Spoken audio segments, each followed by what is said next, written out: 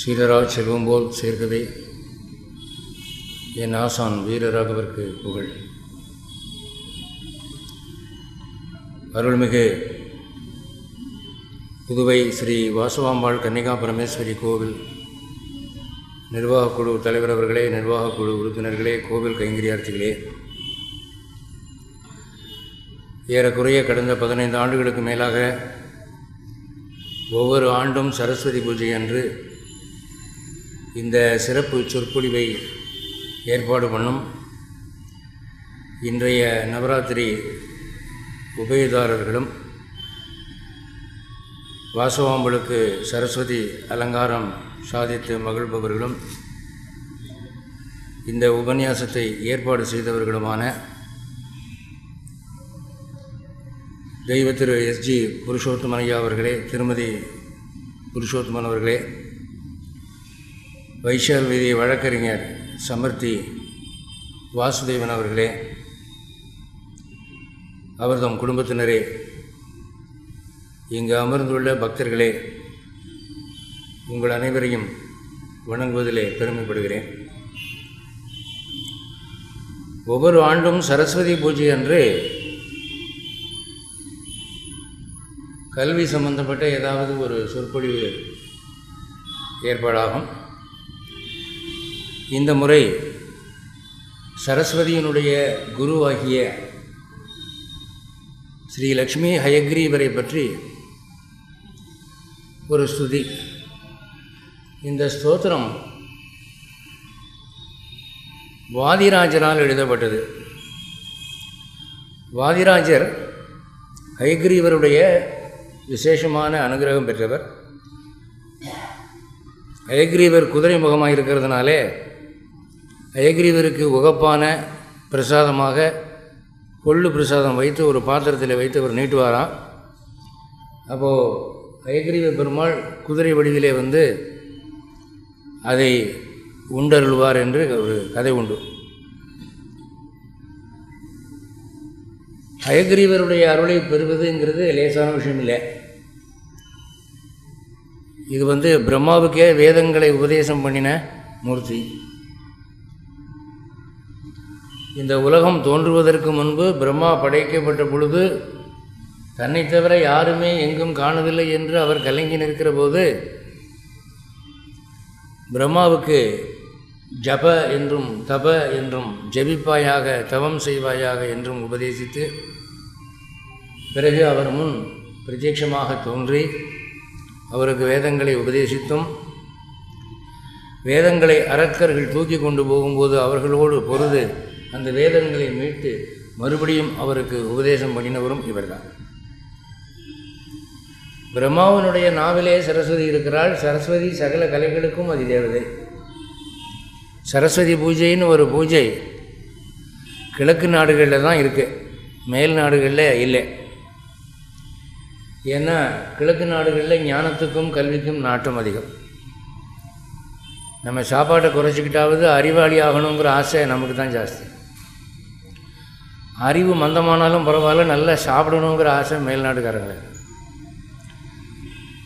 ஆதலாலே அறிவுக்கு தெய்வம், கல்விக்கு கடவுள் யார் என்று பார்த்து அந்த தெய்வத்தினுடைய அருளை பெறுவதற்கு கிழக்கு நாடுகளிலே, குறிப்பாக பாரத தேசத்திலே ரொம்பவுமே நாட்டம்.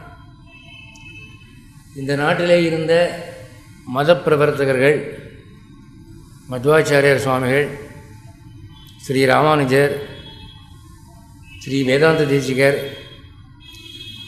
இப்படிப்பட்டவர்களெல்லாம் ஹயக்ரீவருடைய அனுகிரகத்தினாலே தான் எதிரிகளை வாதத்திலே வென்று தங்கள் மதத்தை ஸ்தாபித்தார்கள். அதுபோல் வாதிராஜர் ஹயக்ரீவருடைய அருள் பெற்றவர். கர்நாடகா பக்கம் போனீங்கன்னா இவரை பற்றி நீங்கள் நிறைய கேள்விப்படலாம்.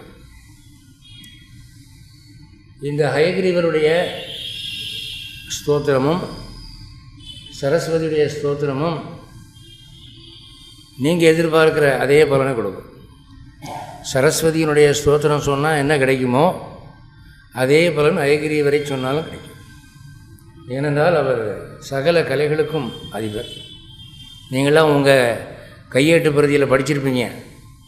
ஞானானந்தமயம் தேவம் நிர்மல ஸ்பட்டிகாகிருத்தியம் ஆதாரம் சர்வ வித்யானாம் ஹயக்ரீவம் உபாஸ்மஹே. ஞானமும் ஆனந்தமும் வடிவான ஸ்படிகமான தோற்றத்திலே உள்ள சகல கலைகளுக்கும் நிலைக்களனாய் இருக்கிற ஹயக்ரீவரை ஸ்தோத்திரிக்கிறேன். ஹயக்ரீவர்னு சொன்ன உடனே நம்ம உடனே ஞான விஷயங்கள் மட்டும்தான் அங்கே கிடைக்கும்னு இல்லை. சகல கலைகளும் சர்வ வித்யா அப்படின்னா நாட்டியம், பாட்டு, நடிப்பு எல்லாம். சினிமாக்காரங்க கூட ஹயக்ரீவரை கும்பிட்டாங்கன்னா இன்னும் சிறப்பாக நடிப்பாங்க. ஆனால் அவங்க கும்பிட்றதில்லை, அவங்களுக்கு இதை பற்றி தெரியறதும் இல்லை. ஹயக்ரீவர் நாவலே பீஜம் எழுதினதுனாலே வேதாந்த தேசிகருடைய நாவன்மை புலமை கோடி மடங்கு அதிகமானது. அவருடைய தேசிகருடைய எழுத்தாற்றல், கவியாற்றல், நாவன்மை லோக பிரசித்தம். ஆதலாலே நாம் இந்த ஹயக்ரீவருடைய ஸ்தோத்திரத்தை பார்க்கலாம். இதை விளக்கமாக விவரமாக பார்க்க முடியாது, ரொம்ப குறைஞ்ச நேரமே கொடுக்கப்பட்டிருக்கு. 45 நிமிஷத்துக்குள்ளே முடிக்கணும். உங்கள் கையில் தமிழ் எழுத்திலே இந்த ஸ்தோத்திரம் கொடுக்கப்பட்டிருக்கு. லசத் ஆஸ்ய ஹயக்ரீவ லசத் ஓஷ்ட துவய அருண லசத் தந்தாவளி சோப ஹயக்ரீவ லசத் ஸ்மித. இந்த ஸ்தோத்திரம் முழுக்க லசத்துன்னு வரும். லசதி அப்படின்னா சம்ஸ்கிருதத்தில் விளங்குகிறது, ஒளிர்கிறது, மின்னுகிறதுன்னு அர்த்தம். இந்த ஸ்தோத்திரத்தில் ஹயக்ரீவரை திருமேனி தியானம் பண்ணுகிறார். அவருடைய திருமுக மண்டலம் தொடங்கி அவருடைய வாய், கண்கள், மூக்கு, உதடு, மார்பு, தோள்கள் எல்லாம் தனித்தனியாக பிரத்யேகமாக எடுத்து சொல்லி இவைகள் ஜோதிமயமாய் விளங்குகின்றன, விளங்கட்டும் என்று பல்லாண்டு பாடுகிற பாவனையிலே அதை பாடியிருக்கார். திருமேனி தியானம் என்பது இது கேசாதிபாத வர்ணனை. பகவானை பாதாதி கேச வர்ணனை, கேசாதிபாத வர்ணனை ரெண்டு சொல்லுவாங்க. தலை தொடங்கி கால் முடிய வர்ணிக்கிறது ஒன்று, பாதம் தொடங்கி தலைமுடிய வர்ணிக்கிறது ஒன்று. இவரை தலையில் தொடங்கி கொண்டு வரார். அதாவது நாம் எல்லாம் சாதாரணமாக மனிதர்களையே தலையிலேருந்து கால் வரை ஸ்டடி பண்ணுறோம். ஒருத்தர் வீட்டுக்கு வந்துட்டாருன்னா அப்படியே பார்த்து அவர் போன பிறகு அவர் போட்டிருக்க பனின்னு கிழிஞ்சிருக்கு பார்த்தியா முதுகில் அப்படின்னு கமெண்ட் அடிப்பான். மனிதர்களையே கவனித்து பழக்கணும். ஆனால் இவ்வளவு ஆர்வத்தை நாம் தெய்வத்தின் மேலே காட்டினா இந்த தெய்வத்தினுடைய திருவுருவத்தை ஒரு முறை தலை தொடங்கி கால் வரை தியானித்தால் அதன் பலன் என்னென்னா அந்த தெய்வத்தினுடைய ஸ்தோத்திரத்தை சொன்ன மாதிரி அந்த தெய்வத்தினுடைய அருள் நமக்கு கிடைக்கும். நாராயண பட்டத்திரி நாராயணியத்தில் இந்த வர்ணனை செய்கிறார். இங்கே லசத் ஆஸ்ய ஹயக்ரீவ, லசத்துனா விளங்குகிறது, விளங்கட்டும். ஆசியன்னா வாய், முதல்ல வாய் எடுத்துக்கிறார். ஆசியங்கிறதுக்கு முகம் என்ற ஒரு அர்த்தம் உண்டு. இங்கே வாய் என்று எடுத்துக்கொள்ளலாம். ஹயக்ரீவருடைய பெருமையே அவருடைய திருவாய முதல்ல தான் இருக்குது. அவர் வாய் திறந்து பேசுகிறதுல தான் இருக்குது. லசத் ஆசிய ஹயக்ரீவ லசத் ஓஷ்டத்வய ஆருண. லசத்துனா விளங்குகிறது. எது? ஓஷ்டன்னா உதடு, துவயம்னா ரெண்டு, அருணனா சிவந்த. இரண்டு சிவந்த உதடுகள் ஹயக்ரீவருக்கு ஜோதிமயமாய் விளங்குகின்றன. லசத் தந்தாவளி சோப. தந்தாவளினா பல் வரிசை, தந்தனா பல், ஆவளினா வரிசை. பல் வரிசையினுடைய அழகு, அழகாக இருக்கிறது. லசத் விளங்குக. ஹயக்ரீவ லசத் ஸ்மித். ஸ்மிதன்னா புன்முறுவல். ஹயக்ரீவருடைய திருமுக மண்டலத்தை பார்த்திங்கன்னா ஒரு சிரிச்ச பாவனையாக இருக்கும். அந்த புன்முறுவல் பார்க்கவும் மனசுக்கு நிறைவாக இருக்குது. நமக்கு அருள் செய்வதற்கும் அவன் ரெடியாக இருக்கிறான் அப்படிங்கிறத உணர்த்துகிறது. ஒரு தெய்வத்திடம் வரம் கேட்க நம்ம போனோம்னா அந்த தெய்வமானது இன்முகமாக சிரித்த வண்ணமாக இருந்தால்தான் நமக்கு வரம் கேட்கறதுக்கும் ஒரு உற்சாகம் இருக்குது. அப்போது அவருடைய புன்முறுவல் விளங்கட்டும், அது ஒன்று. அடுத்து லசத் பால ஹயக்ரீவ. பால அப்படின்னா நெற்றி, ஃபார்ஹெட். அவருடைய நெற்றி விளங்குகிறது, விளங்கட்டும். லசத் குந்தலம் மஸ்தகம். குந்தலம் என்றால் சுருள் முடி தலையில் நிறைஞ்சிருக்கு, முன்னால் நெற்றியில் விழுது. மஸ்தகம்னா தலை. அப்போது லசத் குந்தல மஸ்தகம். லசத் கர்ண ஹயக்ரீவ. ஹயக்ரீவருடைய திருச்செவிகள் விளங்குகின்றன, விளங்கட்டும்.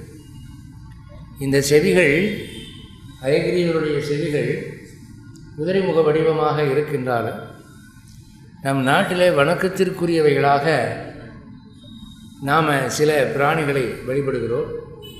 ஒன்று பசு, அது 33 கோடி தேவர்களுடைய இருப்பிடமாக கருதப்படுகிறது. இன்னொன்று குரங்கு, அனுமாருடைய அம்சமாக வணங்கப்படுகிறது. அடுத்து குதிரை, இது ஹயக்ரீவருடைய அம்சமாக நினைக்கப்படுகிறது. அப்போது லசத் கர்ண ஹயக்ரீவ, காதுகள் விளங்குகின்றன, விளங்குக. லசத் நயன பங்கஜ. நயனம் அப்படின்னா கண், பங்கஜம்னா தாமரை, கண்ணாகிய தாமரை. தாமரை போலே சிவந்த கண்கள். கண்கள் வெளுத்து போயிருக்கக்கூடாது, சிவந்திருப்பது லட்சணம். அப்போது லசத் நயன பங்கஜ. லசத் வீக்ஷ ஹயக்ரீவ. வீக்ஷனா பார்வை. ஹயக்ரீவருடைய பார்வை. வீக்ஷணம் என்றால், இப்போ நான் உங்களை பார்க்குறேன், நீங்கள் என்னை பார்க்குறேன். ஹயக்ரீவருடைய பார்வை நமக்கு என்ன நன்மை செய்யுது? தன் பார்வையாலே அஞ்ஞானத்தை போக்குகிறார், ஞானத்தை கொடுக்கிறார். உங்களுக்கு நரசிங்க பெருமாள் மகாலட்சுமியுடைய துணை இல்லாமல் தனியாக சேவை சாதிப்பார். பல இடங்களில் உக்ர நரசிம்மராக நீங்கள் பார்க்கலாம், யோக நரசிம்மராக பார்க்கலாம். ஆனால் ஹயக்ரீவர் 190% லக்ஷ்மி ஹயக்ரீவராகவே பார்க்கலாம். ஏன்னா அவள் வித்யாலட்சுமியாக இருந்து சரஸ்வதிக்கும் அருள் பாலிக்கிறார். ஆகவே அந்த பார்வை, ஹயக்ரீவருடைய பார்வை உங்களுக்கு படிப்பு மட்டுமல்ல, படிப்பினால் ஆன செல்வம், புகழ் இவற்றையும் தரும். இப்போ எத்தனை பேர் டிகிரி முடிச்சுட்டு வேலை இல்லாமல் இருக்கான்? எத்தனை பேர் 3 4 முடிச்சுட்டு ஏன்டா படிக்காமல் இருந்திருந்தாலாவது போய் கைவண்டியாவது இழுக்கலாம், இப்போ அதுக்கும் முடியலைன்னு வருத்தப்படுறான்.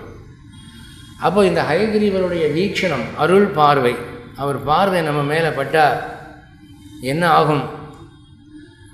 அறிவும், அறிவினால் ஏற்படக்கூடிய புகழும், அதனால் கிடைக்கக்கூடிய செல்வமும், அடுத்து துர்குணமெல்லாம் நீங்கி நற்குணமும் நமக்கு கிட்டும்.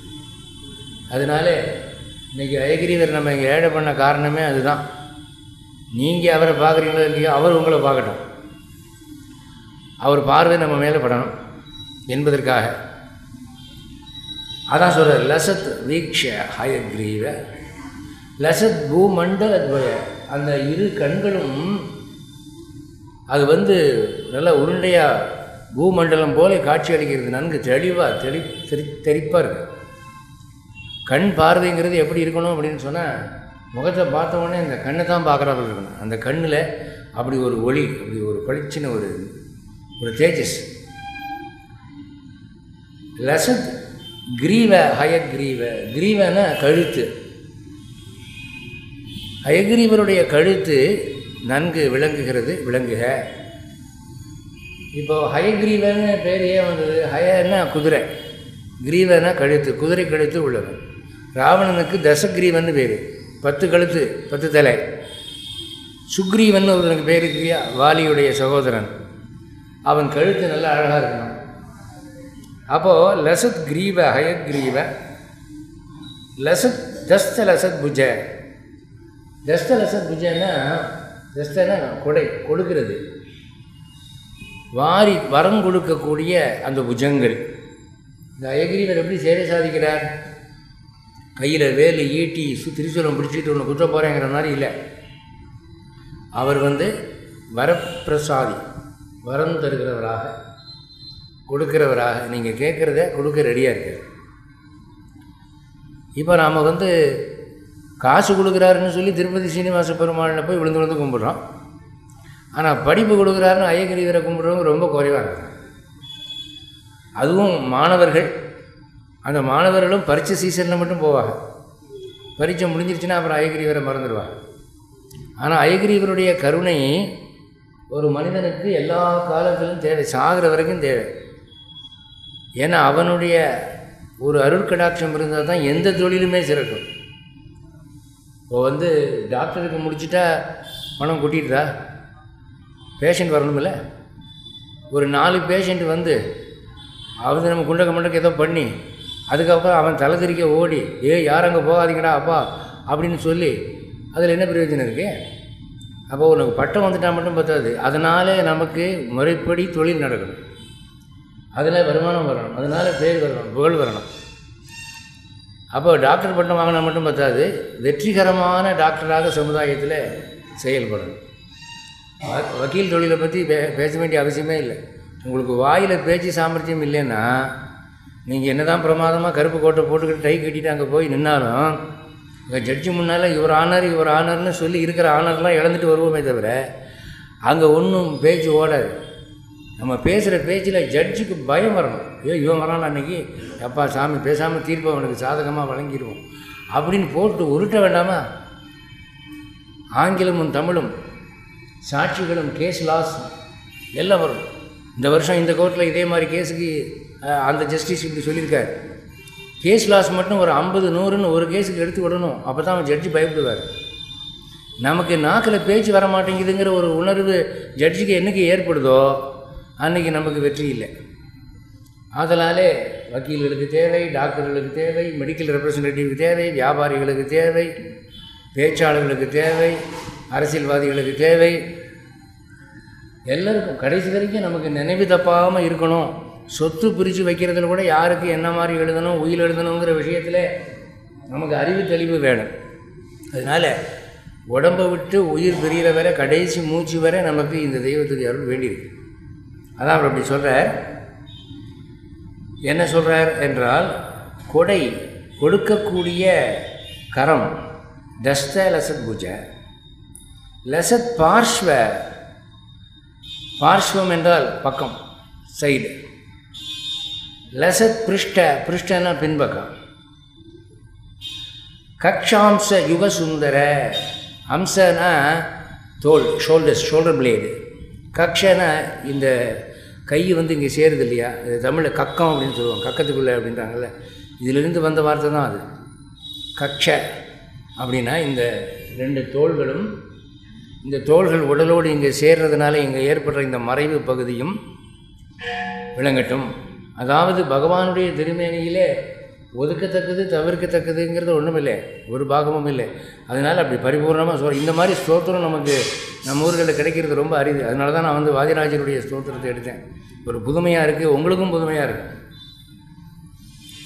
அப்போது லசத் பிருஷ்ட கக்ஷாம்ச யுக, யுகன ஜோடி, ஒரு ஜோடி தோள்கள், ஒரு ஜோடி கக்கம், சுந்தர, சுந்தரன்னா அழகாக அமைக்கப்பட்ட தோள்கள். தோள்கள் நன்கு உயர்ந்திருக்கணும், அதாவது ஒன்றுக்கொன்று சமமாக இருக்கணும். அப்போ தான் கம்பீரம் வரும். மார்பு நிமிர்ந்து இருக்கும். தோள்கள் இறங்கி போச்சுன்னு சொன்னால் கை தொங்கி போகும். ஒரு மனுஷன் நடக்கிற போது மிடுக்கு எப்படி வருது? தோள்கள் உயர்ந்திருப்பதனாலே வருது. அதனால் யுக சுந்தரங்கிறது அந்த ஜோடி தோள்கள் மிக அழகாக அமைந்திருக்கின்றன. ஹயக்ரீவ லசத் வக்ஷா, வக்ஷனா மார்பு, மார்பு பகுதி. இப்போ அடுத்து மார்பை சொல்கிறார். ஹயக்ரீவருடைய உயர்ந்த மார்பு, மேடு தட்டின மார்பு. ஸ்தன மத்திய வலித்திரைய, ஸ்தன மத்தியன, ஸ்தனம் என்பது மார்பிலே இந்த இடத்துல நமக்கு 2 கருப்பு பகுதிகள் இருக்கின்றன. பெண்களுக்கு கொஞ்சம் பெருசாக இருக்குது, ஆண்களுக்கு சிறுசாக இருக்குது. அதே ஸ்தனம் என்கிறோம். அந்த ஒரு ஜோடி ஸ்தனங்களுக்கு மத்தியிலே 3 ரேகை இருக்கான், வலித்திரயம்ங்கிறார். ஹயக்ரீவருக்கு மார்பில் 3 ரேகைகள், 3 வட்டமாக 3 கோடு இருக்குது. அதிர்ஷ்ட ரேகை. கழுத்தில் இந்த மாதிரி 3 கோடு இருந்தால் ரொம்ப அதிர்ஷ்டம். குழந்தைகள் பிறந்த உடனே ஆஸ்பத்திரியில் பெரியவங்க வந்து பார்த்துட்டு, இந்த குழந்தைக்கு கழுத்தில் நல்லா 3 கோடு இருக்குது, இது பெரிய ஆளாக வருமா அப்படிம்பாங்க. சாமுதிரிகா லட்சணங்களை அப்படிலாம் பார்க்கணும். தாமதமாக வந்தவங்க அந்த பிரதி கிடைக்கலன்னா கேட்டு வாங்கிக்கிங்க, இல்லாட்டி நான் சொல்கிறது உங்களுக்கு புரியாது. அடுத்து ஹயக்ரீவ 5வது ஸ்லோகம். லசத் குக்ஷே, குக்ஷினா வயிறு, வயிற்று பகுதி நன்கு விளங்குக. லசத் ரோமலதாஞ்சித, ரோமலதா அப்படின்னா நாபியிலிருந்து, நாபின்னா தொப்புள் இல்லையா, தொப்புள்ளிருந்து மார்பு வரைக்கும் மெல்லிய மயிர் வரிசை இருக்கும். ஆண்களுக்கும் சரி பெண்களுக்கும் சரி, அது அதிர்ஷ்டம்னு சொல்லுவாங்க. பூனைமுடி மாதிரி இருக்கும், ஒரேடியாக குரங்கு மாதிரி இருக்கிறதில்ல, லேசாக 5 மயிர்னு தமிழ் இலக்கியத்தில் சொல்லுவாங்க. அதுக்கு ரோமலதா அப்படின்னு சொல்கிறது. அது வந்து அஞ்சித என்றால் சுருட்டையாக வளைந்திருக்கிறது. நாபியிலிருந்து மார்பு வரை அங்கே ஒரு சின்ன ஒரு 5 மயிர் ஒழுகிய தோற்றம் இருக்குது.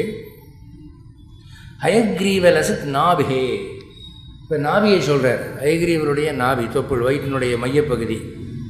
அந்த நாபி என்பது நல்லா வலஞ்சுழித்திருக்கணும், ஆழமாக இருக்கணும், பள்ளமாக இருக்கணும், மேடு தட்டி இருக்கக்கூடாது. சில பேருக்கு வெளியில் உருண்டையாக துருத்திட்டு இருக்கும், அது துர்லட்சணம்னு சொல்லுவாங்க. இவருக்கு நாபி வலஞ்சுழித்து ஆழமாக இருக்குது.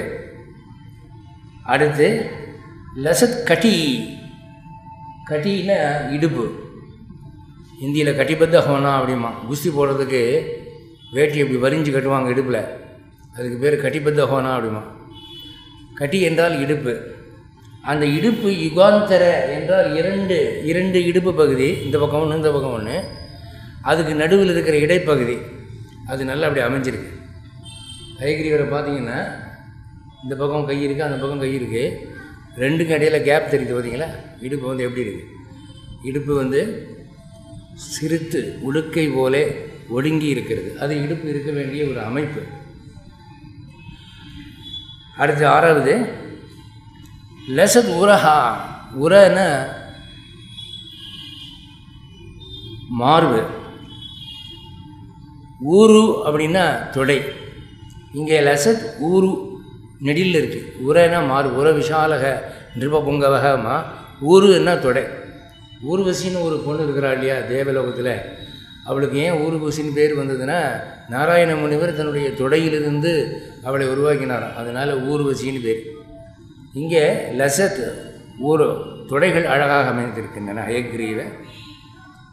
லசத் ஜானுகு, ஜானுகு அப்படின்னா முழங்கால், நீஸ், முழங்கால் இருக்கு இல்லையா, அதுக்கு வந்து ஜானுன்னு பேர். அந்த முழங்கால் எப்படி அமைஞ்சிருக்கான் ஹயக்ரீவருக்கு, எலும்பு தெரியாமல் அமைஞ்சிருக்கு. நீங்கள் இந்த ஹொய்சலா சிற்பங்கள்லாம் பார்த்தீங்கன்னா, ஹம்பிக்கு போயிருக்கீங்களா, ஹம்பி மைசூர் பக்கம் போனீங்கன்னா அந்த பக்கம் கோயில் சிற்பங்கள் எல்லாம் ஆணாக இருந்தாலும் சரி பெண்ணாக இருந்தாலும் சரி சிற்பங்களை எப்படி செதுக்கியிருப்பாங்கன்னா, முழங்கால் பகுதி அந்த எலும்பு பகுதி சதை மூடி இருக்கும், எலும்பு தெரியக்கூடாது. பொதுவாகவே ஆணாக இருந்தாலும் பெண்ணாக இருந்தாலும் எலும்புகள் தெரியாமல் உடல் தசைப்பகுதி மூடி இருக்கிறது அதிர்ஷ்டம்னு சொல்லுவாங்க. அதனால் இங்கே ஜானு என்ற முழங்கால் பகுதி அவருக்கு நன்கு முறைப்படி அமைந்திருக்கிறது. லசத் ஜானு யுக பிரப, யுகன இரண்டு முழங்கால்கள் நன்கு பிரபன ஒளி மிகுந்து அமைந்திருக்கின்றன. ஹயக்ரீவ லசத் ஜங்கா யுக்ம, ஜங்கா அப்படின்னா கணுக்கால், முழங்காலுக்கு கீழே வரும்போது இந்த காஃப் மசில்ஸ் பக்கம் இருக்கு இல்லையா, அது ஜங்கன்னு சொல்லுது. அதுக்கப்புறம் பாத அம்புஜத்வய, பாதம் அந்த உள்ளங்கால்னு சொல்கிறோமே, அந்த உள்ளங்கால் அம்புஜம் என்றால் தாமரை, தாமரை போன்று இருக்கிற பாதங்கள். துவயம்னா இரண்டு பாதங்களும் தாமரை போல் சிவந்து இருக்கின்றன. நம்ம கால்களை யாராவது திடீர்னு பார்க்க நேரிட்டால் நல்லா பாருங்களேன் அப்படின்னு காட்டுற மாதிரி இருக்கணும். கால் சுத்தமாக சிகப்பாக அப்படி இருக்கணும். அதில் ரோட்டில் இருக்கிற சேரு சகதி எல்லாம் அதில் தான் இருக்குது அப்படின்னு சொன்னால் நம்ம எப்படி காட்ட முடியும்? அப்போ இவருக்கு ஹயக்ரீவருக்கு பாதங்கள் செந்தாமரை போல சிவந்து மென்மையாக அதிர்ஷ்ட ரேகைகள் ஓடி இருக்கிறது. பாகவதத்தில் கோபிகாஸ்திரிகள் கிருஷ்ணனை தேடுறாங்க, கிருஷ்ணன் ஒளிஞ்சிக்கிட்டான் போய் எங்கேயோ. அப்போ கோபிகாஸ்திரிகள் கண்ணனை தேடி போகும்போது கண்ணன் மிதித்து போன மண்ணிலே ஆராய்ச்சி பண்ணுகிறார்கள். அதில் அவன் பாதத்தில் இருக்கக்கூடிய சில ரேகைகள், அதிர்ஷ்ட ரேகைகள், சங்கு, சக்கரம், வஜ்ராயுதம், யானை, குதிரை, அதெல்லாம் அதில் விழுந்திருக்கு மண்ணில். இதுவே தான் கண்ணன் போயிருக்கிறான், இந்த மாதிரி பாத சின்னங்கள் அவனுக்கு தான் உண்டு என்று சொல்வதாக நம்ம பாகவதத்தில் பார்க்கலாம். அப்படி இவருடைய தாமரை போன்ற 2 பாதங்கள், யுக்ம பாதாம்புஜத்வய 7, ஹயக்ரீவ லசத் பாததல ரேகா அருணத்யுதே. ஹயக்ரீவருடைய பாததல ரேகா, பாததல ரேகானா பாதத்தில் இருக்கிற உள்ளங்கால் ரேகைகள். இப்போ உள்ளங்கை ரேகைகள் எப்படி ஒரு மனிதனுடைய முக்காலத்தையும் உணர்த்துமோ, அதுபோல உள்ளங்கால் ரேகைகளும் ஒரு மனிதனுடைய முக்காலத்தையும் உணர்த்தும். நான் பெங்களூரில் இருந்தபோது ஒரு கலைஞர் இருந்தார். அவர் என்னென்னா, தன்னிடம் வருகிறவர்களிடம் பணத்தை வாங்கி கொண்டு உள்ளங்காலை மை அப்புவார். இப்போ நம்ம கையில் மை தடவி ரேகை எடுக்கிறாங்க இல்லையா, அது மாதிரி நல்ல பெரிய இங்கு பேரன் வச்சுருப்பார். அதில் காலை அழுத்த சொல்லுவார். உள்ளங்காலை அழுத்தி ஒரு பேப்பரில் அச்சு எடுப்பார். எடுத்து உள்ளங்கால் ரேகைகளை வச்சு உங்கள் கடந்த காலம், நிகழ்காலம், எதிர்காலம் 3ம் சொல்லுவார். அப்போது பாத ரேகைகளில் கூட மனிதனுடைய அதிர்ஷ்டம் இருக்குது. இங்கே ஹயகிரிவருக்கு எப்படி இருக்குது அப்படின்னா, சகல அண்டங்களுக்கும் அதிபதி, சகல ஞானங்களுக்கும் தலைவர், வறுமையை போக்குகிறவர், அஞ்ஞானத்தை நீக்குகிறவர் என்ற குணங்களை காட்டக்கூடியது. அதான் ஹயக்ரீவ லசத் பாத தல ரேகா அருணஜுதே. அருணன சிவந்து இருக்குது, சிகப்பாக இருக்குது. ஜுதினா ஒளி, பாதங்கள் நல்ல ஒளிமிக இருக்குது. லசத் நகாங்குலி சோப. நகா அங்குலின்னு சொன்னால் இந்த கால் நகம், கை நகம் எல்லாம், அந்த நகம் இருக்கிற பகுதி நல்ல சிகப்பாக இருக்குது. நகமும் சிவப்பாக இருக்குது. அந்த நகத்துக்கு கீழே இருக்கிற சதைப்பகுதியும் சிவப்பாக இருக்குது. அது சொல்கிறார் இங்கே.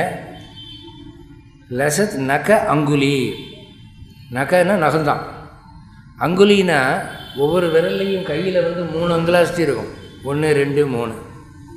காலில் 2 தெரியும். அங்குலம்னா பிரிவு.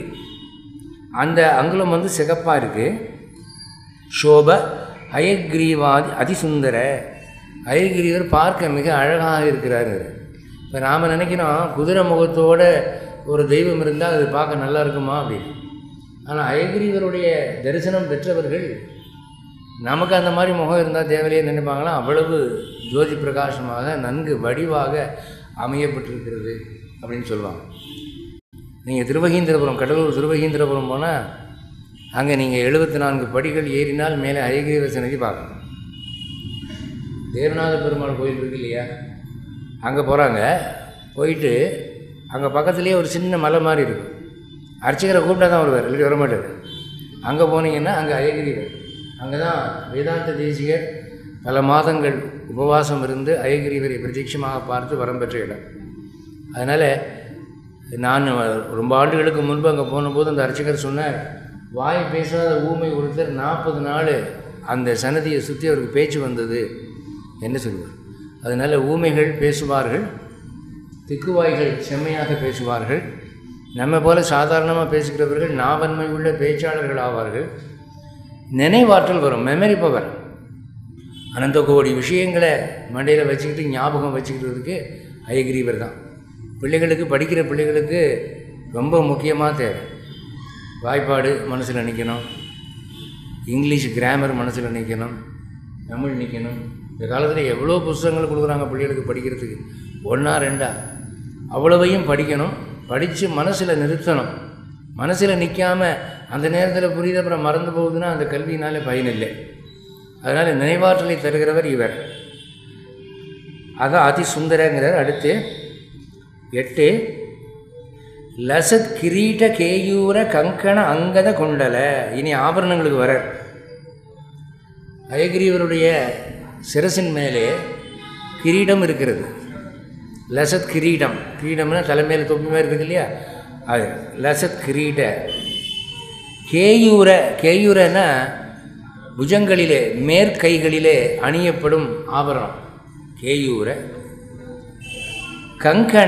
கங்கணம்னா இந்த இடத்துல முன்கையில் கட்டக்கூடிய ஒரு ஆபரணம்.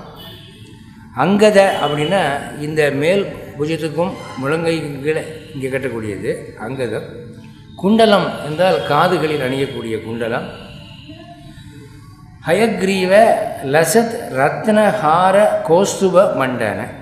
மார்பிலே ரத்னஹாரம் நவரத்ன மாலையும் கௌஸ்துப மண்டன, அதாவது மண்டனன்னா ஆபரணத்தால் அலங்கரிக்கப்பட்டதை மண்டனன்னு சொல்கிறது. கௌஸ்துபம் என்று ஒரு ரத்னம் பார்க்கடலை கடையும் போது தோன்றியது. அப்படி பார்க்கடலை கடையும் போது தோன்றின அந்த கௌஸ்துப ரத்னத்தை பெருமாள் மார்பிலே அணிந்திருக்கிறார். அவர் எந்த வியூகம் எடுத்தாலும் அந்த கௌஸ்துபம் அவர் மார்பிலே இருக்கும். அப்போ இங்கே லசத் ரத்னஹார கௌஸ்துப மண்டன. அடுத்து 9வது ஸ்லோகம். ஹயக்ரீவ லசன் மத்தியன அவருடைய உடல் மத்திய பகுதி, நடுப்பகுதி. லசத் சந்தன சர்ச்சித, அவருடைய திருமேனியிலே சந்தனம் பூசப்பட்டிருக்கிறது. சந்தனம் என்பது ஒரு மங்கள பொருள். சந்தனம்ங்கிறது பூசுறது அந்த காலத்தில் பழக்கமாக இருந்தது. வெயில் காலத்திலேயாவது பூசுவாங்க. ஆனால் சந்தனம்ங்கிறது எப்படி மஞ்சள் குங்குமம் பூசினால் திருமகள் கடாட்சம் கிடைக்குமோ அதுபோல் சந்தனம் பூசினால் திருமகள் கடாட்சம் கிடைக்கும். அதனால தான் கல்யாணத்துக்கு போகும்போது ஒரு நல்ல ஃபங்க்ஷனுக்கு போகும்போது சந்தனம் கொடுக்கணும். சந்தனம்னா சந்தன வாசனையில் என்னத்தையோ உருட்டி தராங்க, கேட்டனா அவங்க ₹1. அது இல்லை, நிஜமான சந்தனம். சந்தனத்தை கட்டி அப்படி அரைச்சி அப்படி உருட்டி எடுக்கிறது ரொம்ப கஷ்டம். அந்த சந்தனமானது மங்களமானது, பேய் பிசாசுகளை ஓட்டக்கூடியது. அந்த காலத்துலலாம் சந்தனம் போட்டு வைக்கிறதுங்கிறது ஒரு பழக்கம் இருந்தது. பிற்காலத்தில் அவர் அந்த சந்தன போட்டுக்காரர் வந்தாரா அப்படின்னு சொல்லி கேட்பாங்க. சந்தனத்தில் பொட்டு வச்சுக்கிறது எதுக்குன்னா அது ஒரு ஜபர்தஸ்தி இல்லை, அது ஒரு ஷோ இல்லை. நெத்தியில் இந்த இடத்துல பருவ மத்தியிலே சந்தனத்தில் பொட்டு வைத்துக் கொள்வது ஜனங்களை ஆகர்ஷிக்கும், நண்பர்களை ஆகர்ஷிக்கும், உடலுக்கும் நல்லது, மங்களகரமானது, திருமகள் கடாட்சத்தை பெருக்கும். அதனால் இங்கே சொல்கிறார் சந்தன சர்ச்சித்தனா தடவப்பட்ட பூசப்பட்ட. லசத் ரத்னமய அகல்ப ஸ்ரீவத்சகிருத பூஷண. அடுத்து அகல்பன ஒப்பில்லாதன்னு அர்த்தம். ரத்னமயமான ஒப்பில்லாத ஸ்ரீவத்சம். பெருமாள் மார்பிலே ஸ்ரீவத்சம் என்று ஒரு மச்சம் இருக்கும். அந்த மச்சத்தில் தான் மகாலட்சுமி இருப்பார். மகாலட்சுமிக்கு லக்ஷ்மின்னு ஏன் பேர் வந்தது? லக்ஷ்மா அப்படின்னா மரு, மச்சம்னு அர்த்தம். பெருமாள் மார்பில் ஒரு பச்சை கரும்பச்சை நிறத்திலே ஒரு மச்சம் உண்டு. அதில் தான் மகாலட்சுமி இருக்கிறார். அந்த லக்ஷ்மாவில் இருப்பதனாலே அவளுக்கு லக்ஷ்மி என்று பெயர். இப்போது அதுக்கு ஸ்ரீவத்சம் அப்படின்னு பேர். அந்த மச்சத்துக்கு பேர் ஸ்ரீவத்சம். அந்த ஸ்ரீவத்சத்தை ஒரு ஆபரணமாக அவர் அணிந்திருக்கிறார். மார்பிலே திருமகள் அவருக்கு மட்டும்தான். அப்போது ஒப்பற்ற ரத்னம் மார்பில் அணிந்திருக்கிறார். அடுத்து ஸ்ரீவத்சமக்ஷம் என்ற மரு இருக்குது.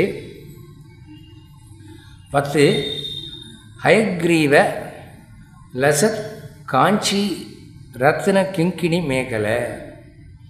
காஞ்சி ரத்ன கிங்கிணி மேகலைங்கிறது ஒரு நகையை குறிக்கும். காஞ்சி ரத்ன அப்படின்னா இந்த இடுப்பிலே மேகலை என்று ஒரு நகை, அது இடுப்பிலே அணியக்கூடிய நகை.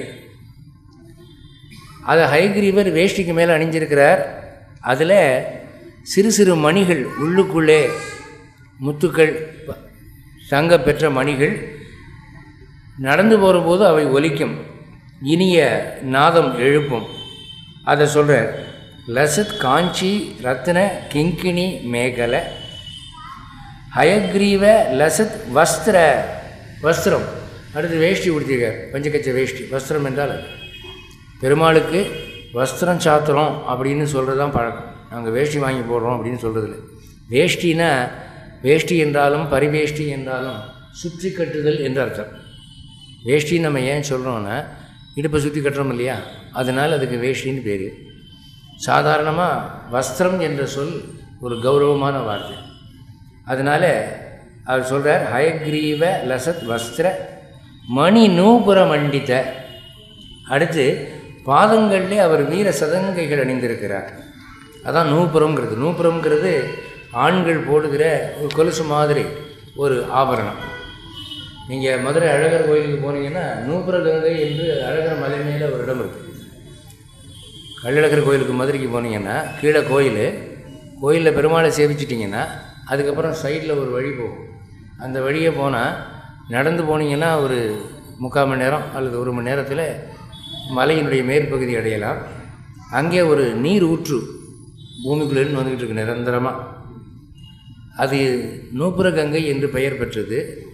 அது எப்படி வந்ததுன்னா, ஆதி நாளையிலே பெருமாள் திருவிக்கிரம அவதாரம் எடுத்தபோது தன்னுடைய ஒரு பாதத்தை தூக்கினாராம். தூக்கி அது பிரம்மலோகம் வரைக்கும் போனதாம். பிரம்மலோகத்திலே பிரம்மா அந்த பாதத்தை பார்த்து இது விஷ்ணுவின் பாதம் அல்லவா என்று எண்ணி அங்கே பூஜையில் இருந்த கமண்டலத்தினுடைய நீரை எடுத்து அவர் பாதத்திலே வார்த்தாராம். அது அவர் பாதத்திலே பட்டு அவருடைய நூபுரத்திலே பட்டு ஒரு துளி சிதறி இந்த மதுரை அழகர் கோயில் மலையில் விழுந்ததாம். அன்றிலிருந்து அங்கே நீர்ப்பெருக்கு தொடங்கியது. நூப்புறத்திலிருந்து விழுந்ததால் நூப்புற கங்கை என்று பெயராகிட்டு. அதனால் நீங்கள் அழகர் கோயிலுக்கு போனால் நூப்புற கங்கையில் ஸ்நானம் பண்ணிட்டு வரணும். இப்போ நாங்கள்லாம் பால்யமாக இருந்த காலத்தில் அங்கே போய் குளிக்கிறதுனா ரொம்ப கஷ்டம். ஏன்னா கிராமத்து ஜனங்கள் சண்டைக்கு வருவாங்க, ஒரே கூட்டமாக இருக்கும். இப்போது அறநிலையத்துறை என்ன பண்ணியிருக்கிறாங்கன்னா, அதே சுனை தண்ணீரை நிறைய பாத்ரூம் மாதிரி கட்டி அதை நெறிப்படுத்தி எல்லாருக்கும் சண்டை சச்சரவு இல்லாமல் கிடைக்கிறதுக்கு வழி பண்ணி ஒரு டிக்கெட் போட்டு குளிக்கிறதுக்கு ஏற்பாடு பண்ணியிருக்கிறாங்க. அந்த தண்ணீருடைய சுவை அதை நீங்கள் குடித்து பார்த்தீங்கன்னா அவ்வளோ சுவையான தண்ணீர் நீங்கள் எங்கேயும் பார்க்க முடியாது. நீங்கள் கொஞ்சம் குடிச்சிங்கன்னா ஒரு பாட்டிலில் வீட்டுக்கு எடுத்துகிட்டு வரணும்னு தோணும், அவ்வளோ நல்லாயிருக்கும். இந்த ஆஸ்மாசிஸில் மினரல் வாட்டர்னு கொடுக்குறாங்க பாருங்கள், அதெல்லாம் பிச்சை எடுக்கணும் இருக்குது. அவ்வளோ சுத்தமாக பூமியிலேருந்து வரும்போதே அவ்வளோ நல்லா வருது. அடுத்த பக்கம் பொறுத்துங்க. 11 ஹயக்ரீவ இந்து பிம்பஸ்த. இந்துனா சந்திரன், பிம்பம் என்றால் நிலாவினுடைய வட்டமான வடிவத்துக்கு பிம்பம். இந்து பிம்பஸ்து. அந்த பெருமாளுடைய திருமுகம் சந்திரன் போல இருக்கிறது என்று சொல்லலாம். அடுத்து அவருடைய சிரசை ஒரு நில ஒளி பின்னாலே இந்த பிரபைன்னு சொல்கிறாங்க இல்லையா, அது மாதிரி அலங்கரிக்கிறது அப்படின்னு சொல்லலாம். அடுத்து லசத் சங்கா அக்ஷ புஸ்தக. சங்குனா சங்கு சக்கரம் இல்லையா, பகவான் வந்து ஒரு கையில் சக்கரம் ஒரு கையில் சங்கு வச்சிருக்க. அடுத்து அக்ஷ என்றால் அக்ஷமாலா என்றால் ஜெபமாலை. ஹயக்ரீவருடைய 4 கரங்களிலே ஒரு கையில் ஜெபமாலை, அதுதான் அக்ஷமாலான்னு பேர். ஒரு கையில் புஸ்தகம் இருக்கும், அதான் புஸ்தகம். புஸ்தகம்ன்றது இன்றைக்கி நாம் வந்து பைண்ட் பண்ணி பிள்ளைகள்லாம் பள்ளிக்கூடத்துக்கு கொண்டு போகுது இல்லையா, இதெல்லாம் இப்போ ஏற்பட்டது. நம்ம அச்சடிக்கிற மிஷின் கண்டுபிடிச்சி அதை பைண்ட் பண்ணுறது எப்படிங்கிற விஞ்ஞானமெல்லாம் ஏற்பட்டு இப்போ புஸ்தகம்னா நாம் ஒரு மாதிரி புரிஞ்சுக்கிறோம். ஆனால் அந்த காலத்தில் புஸ்தகம்னு சொன்னால் ஏட்டுச்சுவடிகள். சரஸ்வதி பூஜை என்று பார்த்திங்கன்னா சரஸ்வதி கையில் ஏட்டுச்சுவடி தான் வச்சுருப்பாளே தவிர இந்த காலத்தில் நம்ம பள்ளிக்கூடத்தில் பார்க்குற புஸ்தகம் மாதிரி புஸ்தகம் வச்சுருக்க மாட்டான். அதுக்கு பேர் தான் புஸ்தகம்னு சொல்கிறது. ஆனால் வடிவம் மாறினாலும் அந்த வஸ்து மாறினாலும் எழுத்துக்கள் இருப்பது, வித்தை இருப்பது, கல்வி இருப்பது, அதன் பேர் புஸ்தகம். அப்போ ஹயக்ரீவர் ஒரு கையில் ஜெபமாலை வச்சுருக்க, ஒரு கையில் புஸ்தகம் வச்சுருக்க. அதாவது சகல வேதங்களும் அவரிடமிருந்து புறப்பட்டன, சகல கலைகளும் அவரிடமிருந்து உண்டாயின என்பதற்காக புஸ்தகம். இந்த ஜெபமாலை எதுக்கு வச்சுருக்கிறாருன்னா, மந்திர சித்தி. ஒரு மந்திரத்தை இத்தனை கோடி தடவை ஜெபிச்சா அது சித்தியாகும்னு சொல்கிறாங்கல்ல, அது எப்போ சித்தியாகும்னா ஜெபிச்சா மட்டும் சித்தியாகாது. அதை ஜெபிக்கிற போது அதே கான்சன்ட்ரேஷனில் ஜெபிக்கணும். வாய் மட்டும் முணுமுணுக்கிட்டு புத்தியெல்லாம் வேறு எங்கேயே இருந்ததுன்னா அது சித்தியாகாது. அப்போது முழு கவனத்தோடு ஜெபிக்க வேணுமானால், அந்த கவனம் கான்சன்ட்ரேஷன் வரணுமானால் உங்களுக்கு ஹயக்ரீவர் அருள் வேணும். ஹயக்ரீவருடைய அருள் இருந்தால் அப்படியே புத்தி ஒரே ஸ்டெடியாக இருக்கும். காற்றடிக்காத இடத்துல ஒரு விளக்கு எரிஞ்சதுன்னா ஜோதி அப்படியே அசையாமல் நிற்கிது இல்லையா, அது மாதிரி இருக்கணும் கான்சன்ட்ரேஷன். அப்படி அதுக்கு தான் அவர் அக்ஷமாலை கையில் வச்சுருக்கார். மந்திர சித்தி செய்கிறவர்கள் நீங்கள் என்ன உபாசனை பண்ணுறதா இருந்தாலும் ஹயக்ரீவருடைய அருள் இருந்தால் உங்களுக்கு ஈஸியாக சித்தியாகும். கான்சன்ட்ரேஷன் தான் முக்கியம். அதுதான் அக்ஷமாலை கையில் வச்சுருக்க புஸ்தகம். லசத் முத்ரை. முத்ரைன்னா சின்முதிரை எப்படி சொல். பெருவிரலும் ஆள்காட்டி விரலும் சேர்ந்து இருப்பது போல் அப்படி பிடிச்சா அதுக்கு சின் முத்திரைன்னு சொல்கிறது. அதுக்கு பேர் ஞான முத்திரை. இது உங்களுக்கு ஞானம் உண்டாகட்டும், மோட்சம் உண்டாகட்டும், அஞ்ஞானம் நீங்கட்டும் என்பதனுடைய அடையாளம். அந்த காலத்தில் ஆச்சாரிய புருஷர்கள் மகான்கள்லாம் ஃபோட்டோவுக்கு போஸ் கொடுக்குற போது இந்த மாதிரி நீங்கள் பார்த்துருக்கலாம். அது என்ன அர்த்தம் அப்படின்னு சொன்னால், அவரை வணங்கினால் ஞானம் வரும் அப்படின்னு சொல்லி. அது ஏன் இந்த 2 விரலும் சேரணும் அப்படின்னு சொன்னால், அதுக்கு நிறைய சாஸ்திரம் இருக்குது. இதுக்கு இந்த இடத்துக்கு ஆகாசம்னு பேர். இந்த பெருவிரலுக்கும் ஆள்காட்டி விரலுக்கும் இடையில் இருக்கிற அந்த இடத்துக்கு ஆகாசம்னு பேர். அது ரெண்டும் அப்படி சேர்ந்தால் உங்களுக்கு ஞானம் பூர்த்தியாகுது அப்படிங்கிறதாக ஒரு விளக்கம் சொல்லுவார்கள். அது யோக சாஸ்திரத்தில் அதை பற்றி ரொம்ப விளக்கமாக போட்டிருக்காங்க. அதை தான் அவர் சொல்கிறார். லசத் முத்ர ஹயக்ரீவ லசத் இந்து சமத்யுதே. அதாவது நில ஒளி, உன் தலைக்கு சிரசுக்கு பின்னாலே இருக்கிற நில ஒளியும், உன் மடியிலே இருக்கிற அந்த திருமகளுடைய முகமாகிய நில ஒளியும் அதுவும் நன்கு ஒளிர்க விளங்கட்டும். அடுத்து அந்த மகாலட்சுமிக்கு வர ஹயக்ரீவ ரமாஹஸ்த ரத்ன கும்ப ஸ்ருதாமிருத. இப்போ இந்த விக்கிரகத்தில் அது அமைப்பு இல்லை. அதாவது ஒரிஜினலாக ஹயக்ரீவர் எப்படி காட்சி அளித்தார் வாதிராஜருக்கு என்பதை அவர் வர்ணிக்கிறார். அதில் அவர் என்ன சொல்கிறாருன்னா, மடியிலே இருக்கிற மகாலட்சுமி கையில் ஒரு கும்பம் இருக்கான், ரத்னத்தினால் ஆன கும்பம். அந்த கும்பத்திலிருந்து பார்க்கடல் அமுதம் பெருக்கெடுத்து வருகிறது. அந்த அமுதமானது உங்களுக்கு ஞானத்தையும் வாழ்வையும் தருகிறது என்பதாக சொல்கிறார். ஹயக்ரீவ ரமாஹஸ்த ரத்ன கும்ப ஸ்ருத. ரமா என்பது மனதிற்கு ரம்யமான தேவி மகாலட்சுமி புரி. ஸ்ருத என்றால் பொங்குகிற, பொங்கி ஊற்றுகிற அமிர்த. ஹயக்ரீவ சமான ஸ்ரீ சதுர் ரூப உபசேவித. அங்கே திருமகள் அம்சமாக 4 பிராட்டிமார்கள் அவரை சுற்றி சேவை செய்கிறார்கள். இப்போ சாதாரணமாக ஸ்ரீதேவி, பூதேவி, நீலாதேவி அப்படின்னு சொல்கிறோம் இல்லையா. நீங்கள் திருக்கண்ணபுரம் போனீங்கன்னா அங்கே பத்மினி நாச்சியார்னு இன்னொரு நாச்சியார் சொல்லுவாங்க. அப்போது திருமகளுக்கு சமமான 4 தேவிகள். யார் யாரெல்லாம் பெருமாளை கணவனாகவும் தன்னை மனைவியாகவும் பாவித்து வழிபட்டார்களோ அவர்கள் அப்படியே சாநித்தியம் அடைகிறார்கள். ஸ்ரீரங்கத்தில் ஆண்டாள் ரங்கநாத பெருமாளை போய் திருமணம் செய்து கொண்டாள். அப்படியாக 4 சமமான அந்தஸ்துள்ள 4 திருமகள் அம்சம். சமான ஸ்ரீ சதுர் உபசேவித, சதுர்ரூப உபசேவித. 4 வடிவிலே தேவிமார்கள் அங்கே சேவிக்கிறார்கள். 13 ஹயக்ரீவ சுரஸ்ரேஷ்ட. இப்போ இந்த வர்ணனையெல்லாம் நிறுத்திட்டு அவருடைய பெருமைகளை சொல்ல தொடங்குகிறார். சுரஸ்ரேஷ்ட, தேவர்களுக்கு தலைமையானவரே. தேவர்கள் அனைவருமே எம்பெருமானைத்தான் வழிபடுகிறார்கள். அரக்கர்களுடைய தொல்லையிலிருந்து மீள்வதற்கு ஹயக்ரீவருடைய அருள். அதாவது இந்த குதிரை முகம் அவருக்கு ஏன் வந்துச்சு அப்படின்னு பல பேர் யோசிக்கிறாங்க. இருந்திருந்து குதிரை முகம் தான் எடுக்கணுமா அவர் அப்படின்னு. முன்னொரு காலத்தில் ஒரு அசுரன் இருந்தான். அசுரர்களுக்கெல்லாம் உடலும் முகமும் கண்டபடி இருக்கும். அது இந்த அம்புலி மாமாவில் படம் வரைவான். பாம்பு தலை, பல்லு 2 பக்கம் நீட்டிக்கிட்டு, இந்த மாதிரி பல விகாரமான வடிவம்.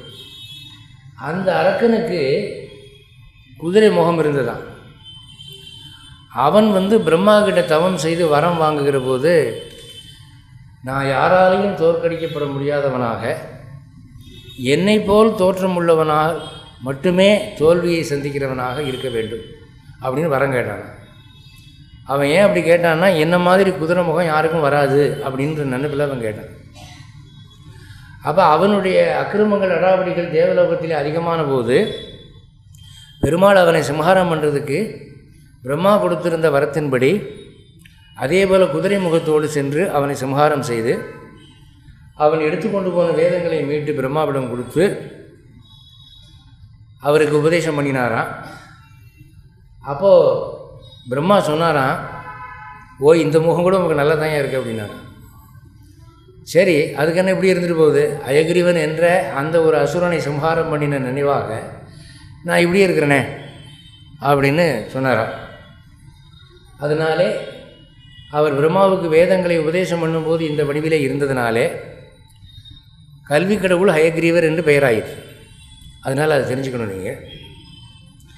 அப்போ சொல்கிறாரு, தேவர்கள் யாராலையும் அவனை ஒன்றும் செய்ய முடியலை, இவர் தான் போய் சம்ஹாரம் பண்ணினார். அதனால் ஹயக்ரீவ சுரஸ்ரேஷ்ட, ஹயக்ரீவ சுரப்பிரிய, தேவர்களால் நேசிக்கப்படுகிறவன். ஹயக்ரீவ சுர ஆராத்திய, ஆராத்தியன வணங்கப்படுகிறவன், தேவர்களாலே வணங்கப்படுகிறவன். ஜெய சிஷ்ட ஜெயேஷ்டதக, சிஷ்டன்னா நல்லவர்கள், சான்றோர்கள், சான்றோர்களுக்கு வெற்றியை தருகிறவன். ஜெய இஷ்டதக, அவர்களுடைய விருப்பமான காரியங்களை நடத்தி வைக்கிறவன். அடுத்து 14. நான் இவ்வளோ வேகமாக போய் இன்னும் 5 நிமிஷம் தான் இருக்குது, நான் முடிச்சாகணும். இன்னும் 4-5 ஸ்லோகம் இருக்குது. ஹயக்ரீவ மகாவீரிய, அதாவது பெருமாளுக்கு 6 குணங்கள் உண்டு. ஞானம், பலம், வீரியம், தேஜஸ், ஐஸ்வர்யம், சக்தி என்று 6 குணங்கள் சொல்லுவார்கள். அதில் வீரியம் என்ற ஒரு குணத்தை சொல்கிறார், எதிரியை தோற்கடித்து தான் தோற்று போகாமல் இருத்தல். ஹயக்ரீவ மகாவீரிய, ஹயக்ரீவ மகாபலக, தேகபலம் கொஞ்சம் நஞ்சம் இல்லை. ஒரு அரக்கனை கொல்லணும்னா அதுக்கு எவ்வளோ பலம் இருக்கும். இப்போ சாதாரணமாக குதிரைகளை எடுத்துக்கிட்டிங்கன்னா, குதிரை புல்லு தான் சாப்பிடுது, கொள்ளு தான் சாப்பிடுது. ஆனால் வண்டி இழுக்கிற போது அது எத்தனை பேரை வச்சு இழுக்குது. அடுத்து குதிரை தன்னுடைய முன்னங்காலால் ஒருத்தனுடைய நெத்தியில் ஒரே ஒரு உதை கொடுத்துச்சுன்னா அவன் செத்து போயிடுவான். அதனால் இந்த மோட்டரு, மிஷின் இதனுடைய பவரை ஜட்ஜ் பண்ணும்போது வெள்ளைக்காரன் என்ன சொன்னால், 1 ஹார்ஸ் பவர், 2 ஹார்ஸ் பவர், அரை ஹார்ஸ் பவர், 1/4 ஹார்ஸ் பவர்னு குதிரையை வச்சு தான் சொன்னான். இழுவை திறன், குதிரை வலிமைக்கு பெயர் பெற்றது. அதனால் மகாபலக, ஹயக்ரீவ மகாபலக. ஹயக்ரீவ மகாதைரிய, ஹயக்ரீவரை வழிபடுகிறவர்களுக்கு பயம் ஏற்படாது. பயம்ங்கிறது தாமச குணத்தினுடைய விளைவு. அப்படி இல்லாமல் சுத்த சத்துவ குணம், யாரையும் எதிர்த்து பார்க்கணுங்கிற ஒரு ஊக்கம் வரும். அதனால தான் ரிஷிகள் ஒல்லியாக இருந்தால் கூட பெரிய பெரிய சக்கரவர்த்திகளால் கண்டு பயப்பட மாட்டாங்க. தேவர்களும் அரக்கர்களும் முனிவர்களை பார்த்து வணங்குவார்கள். ஏன் அப்படின்னா, இந்த ஹயக்ரீவர் அருளாலே அவர்களுக்கு தைரியம் ஏற்படுகிறது, ஊக்கம் ஏற்படுகிறது. அதான் மகா தைரியர். அடுத்து இந்த பிள்ளைகள் பேச்சு போட்டி, பாட்டு போட்டி, நாட்டிய போட்டின்னு சொல்லி மேடை ஏற்றி விட்டோம்னா வீட்டில் பிரமாதமாக செஞ்சு காமிச்சிட்டு மேடையில் ஏறினவுடனே வேர்த்து விறுவிறுத்து கை காலெலாம் நடுங்கி வாயெல்லாம் உளறி என்னால் முடியாது அப்படின்னு அம்மா அப்பாவுக்கு கெட்ட பேர் வாங்கி கொடுக்கும். அது என்ன காரணம் அப்படின்னா, மேடையில் வர்ற வரைக்கும் நம்மளை யாரும் பார்க்குறதில்ல. மேடை ஏறி உக்காந்த உடனே இத்தனை ஜோடி கண்ணு நம்மளையே பார்க்குதே அப்படிங்கிறப்போ கை காலெலாம் உதறல் எடுக்கும். அதுக்கு பேர் தான் ஸ்டேஜ் ஃபியர், மேடை அச்சம்னு சொல்கிறது. அந்த மேடை அச்சம் போகணும்னா இந்த ஹயக்ரீவருடைய அருள் இருந்தால், கோடான கோடி பேர் இருந்தால் கூட தைரியமாக பேசக்கூடிய ஒரு ஆற்றல் வருமா. ஆனானப்பட்ட சுவாமி விவேகானந்தருக்கு அமெரிக்கா சிக்காகோவில் இந்த சமய மாநாட்டில் பேசுகிறதுக்கு அவர் உட்காந்து வச்சுட்டாங்க. இவர் ரொம்ப கஷ்டப்பட்டு அடித்து பிடிச்சி அந்த சீட்டை வாங்கினார். நான் நல்லா பேசுவேங்க, எனக்கு ஒரு வாய்ப்பு கொடுங்கன்னு. அங்கே போனால் அந்த ஆடிட்டோரியத்தில் 6000 பேர் உட்காந்துருக்காங்களாம், ஆணும் பொண்ணுமா. ஆனால் யாருமே இவரை அடிக்கிறதுக்கு வரல, இவர் என்ன பேசுகிறாருன்னு கேட்குறதுக்கு தான் வந்திருக்கிறாங்க. அதனால் அந்த விழா செக்ரட்டரி என்ன பண்ணாராம், இது வரைக்கும் நான் உங்களுக்கு இந்தியாவிலேருந்து மசூம்தார்னு ஒருத்தர் பேசுவார்னு சொல்லி தான் நாங்கள் அறிக்கை கொடுத்துருந்தோம். இப்போ புதுசாக ஒருத்தர் வந்திருக்காரு, அவர் பேர் என்னமோ விவேகானந்தா தான் என்னமோ சொல்கிறாரு, அவர் இப்போ இந்து மதத்தை பற்றி உங்கள்கிட்ட பேசுவார்னு சொன்னார். விவேகானந்தருக்கு என்ன ஆகி போச்சு, கொஞ்சம் நாற்காலியை விட்டு ஒரு ஜான் எந்திரிச்சாராம். எந்திரிச்சா உள்ளங்கை உள்ளங்கால்லாம் வேர்த்து நாக்கெல்லாம் மேலே போய் ஒட்டிக்கிச்சான். அப்போ அவர் சொன்னாராம் செக்ரட்டரிக்கிட்ட, அடுத்த ஆள் பேசட்டும், அதுக்கப்புறம் நான் பேசுகிறேன் அப்படின்னாரு. சரின்னு அடுத்த ஆள் பேசின பிறகு இப்போ போயா அப்படின்னா, இல்லை அடுத்த ஆள் பேசட்டும் அப்படின்னா. இப்படி முதல் நாள் சொல்லி 30 பேர் போயிட்டான், 2ஆம் நாள் சொல்லி 30 பேர் போயிட்டான், 3ஆம் நாள் கடைசி நாள், யோ இனிமேல் ஆளே இல்லையா, நான் தான் பாக்கி, ஒழுங்காக பேசுறியா இல்லையான்னு கோவம் வந்துருச்சு செக்ரட்டரிக்கு. அப்போ அவர் எந்திரிச்சார். ஏன்னா இது வரைக்கும் அவர் 6000 பேரை ஒரே சமயத்தில் பார்த்தது இல்லையா. அப்போ தான் அவர் சொன்னாரா, ஊமையை பேச வைக்கிறவனையும் நொண்டியை மலைகளை தாண்ட வைக்கிறவனையும் மாதவன் என்று சொல்லுவார்கள். அந்த மாதவன் எனக்கு தைரியத்தை கொடுக்கட்டும் அப்படின்னு சொல்லி எம்பெருமானை சேவித்து அதுக்கப்புறம் பேசினார். அப்புறம் உலக புகழ் பெற்றார்னு பார்க்குறோம். அதனால் பெரிய பெரிய ஆளுகளுக்கு கூட மேடை எச்சம் வரும். அதுக்கு நிவர்த்தி என்னென்னா ஹயக்ரீவருடைய மகா தைரிய ஜெய துஷ்ட வினஷ்டித, துஷ்டன்னா கெட்டவர்கள், கெட்டவர்களை அழிய பண்ணுகிறவர். அடுத்து இவர் பலன்கள் சொல்கிறார்.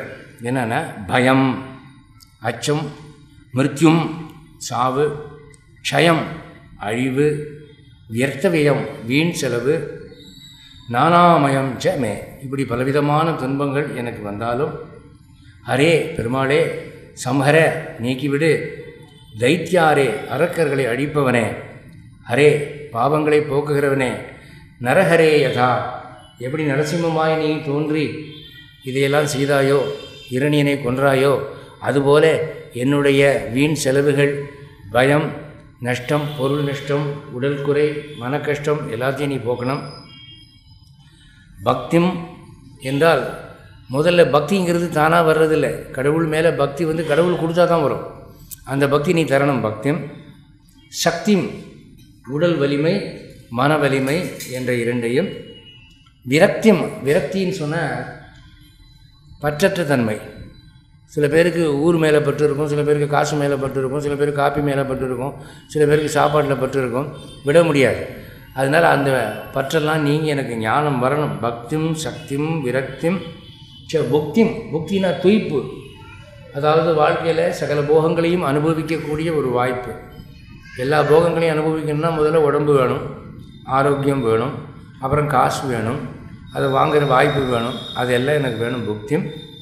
முக்திம் ச, முக்தினா மோட்சம். இந்த ஜென்மாவினுடைய முடிவில் எனக்கு மோட்சம் வேணும். ச யுக்தித, யுக்தினா திறமை, சாமர்த்தியம்.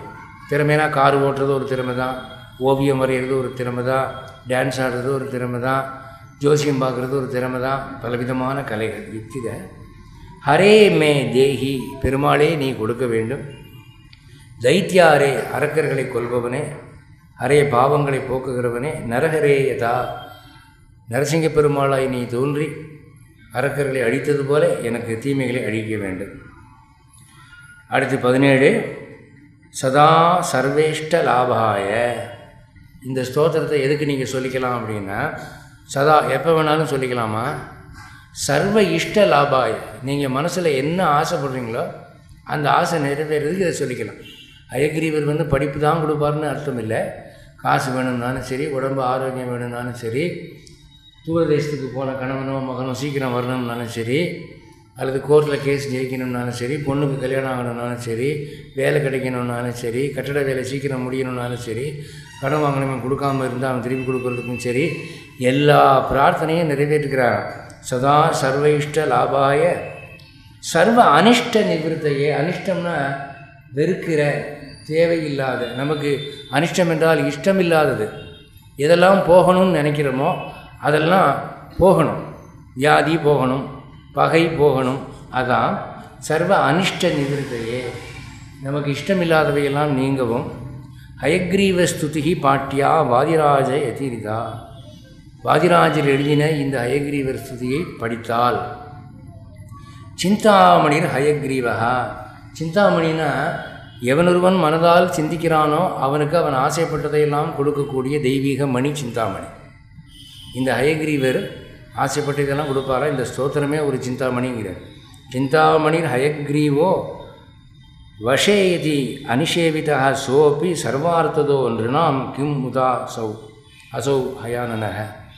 இதை சொல்லி வந்தால் இந்த ஹயக்ரீவர் நாம் கேட்காமலே எல்லா வரங்களையும் கொடுக்க மாட்டாரா என்ன என்று கேள்வியோடு முடிக்கிறார். இதை நீங்கள் ஹயக்ரீவரை மட்டும் சேவிச்சு வாங்க, இந்த ஸ்தோத்திரத்தை மட்டும் சொல்லி வாங்க. உங்களுக்கு நீங்கள் கேட்டது கேட்காதது, சொன்னது சொல்லாதது, தெரிஞ்சது தெரியாதது எல்லாமே கொடுப்பார். சில விஷயங்களை இப்போ நம்ம மளிகை கடையில் ஒரு லிஸ்ட்டு கொடுத்துட்டு வந்திருப்போம். வீட்டுக்கு வந்தோடனே ஐயோ நம்ம பாசிப்பருப்பு சொல்ல மறந்துட்டோமே அப்படின்னு நினைப்போம். ஆனால் நீங்கள் நினைக்கிறதுக்காக அவங்க எடுத்து கட்டி வைக்க மாட்டோம். நீங்கள் போய் சொன்னால் தான் கட்டி வைப்போம். ஆனால் இங்கே அப்படி இல்லை. எனக்கு நன்மை செய் என்று பெருமாள்கிட்ட நீங்கள் சொல்லிட்டீங்கன்னா, நீங்கள் வாய் விட்டு சொன்னதும் சரி, சொல்ல மறந்ததும் சரி, கேட்க நினச்சதும் சரி, கேட்க மறந்ததும் சரி, எல்லாத்தையுமே அவன் கொடுப்பான், தானே வரும் அப்படின்னு சொல்லி தலை கட்டுகிறார். இந்த அளவிலே ஒரு அதிருப்தியோடு இந்த சொற்பொழிவை முடிவு செய்கிறேன். ஏன்னா இதெல்லாம் இந்த ஸ்தோத்திரத்தை எப்படி ஒரு 3 நாள் 4 நாள் நடத்தணும்.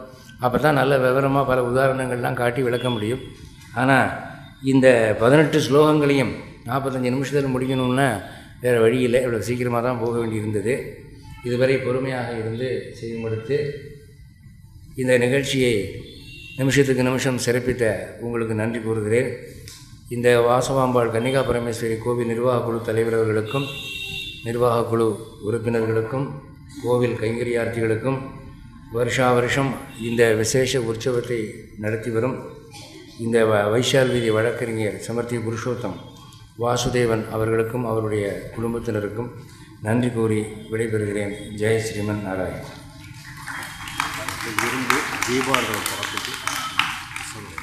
தயவு பண்ணி இருந்து தீபாராதனை பார்த்துட்டு பிரசாதம் வாங்கிட்டு போகணும்னு சொல்லி வழக்கறிஞர் வாசுதேவன் கேட்டுக்கிறார். அதனால் இதோடு எழுந்து போயிடாமல் இருந்து பிரசாதம் இருக்குது, தீபாராதனை இருக்குது, இருந்து பார்க்குறேன்.